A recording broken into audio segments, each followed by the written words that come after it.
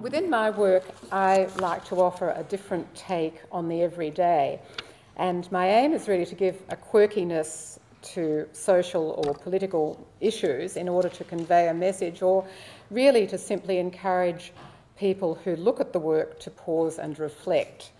Last year it seemed that almost every conversation I had involved traffic and in Melbourne, whether it was from the point of view of the cyclist, the pedestrian, the commuter, or the car driver.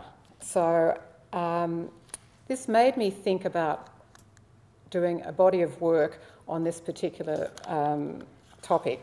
And in the following images, I'd like to show you and share my interpretation of the subject from the point of view of the photographic artist. The first section that you can see there is based on the abstract form of spinning light, as seen when either I or my camera or both of us were sort of driving around through the streets of Melbourne, and I was taking photos, and I photographed the lights of traffic, which appear at times frenetic, concentrated, angry, erratic, and then I used those images and put them as representing energy trapped inside contemporary car sculptures, which I call lightmobiles.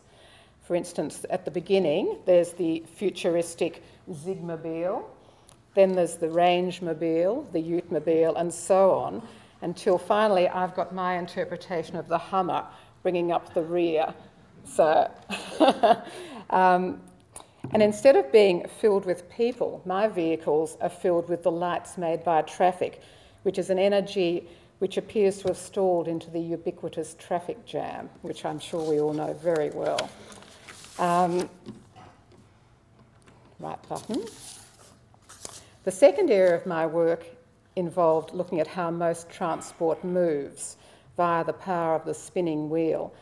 This image that you're seeing now is not a computer-manipulated image. My aim was for my camera to capture speed at a moment in time, but something that our eyes don't recognise. And the resulting image is obviously quite abstract, but it does give the sense of the power and motion involved in cycling. My third image is part of a series devoted to spin in terms of manipulation of the truth. The French philosopher Paul Virilio says that truth is the first victim of speed.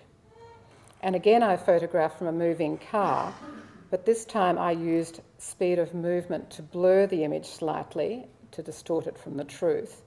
And then I used surreal colour to represent the unreality of the society into which, without careful planning, we may be propelling ourselves.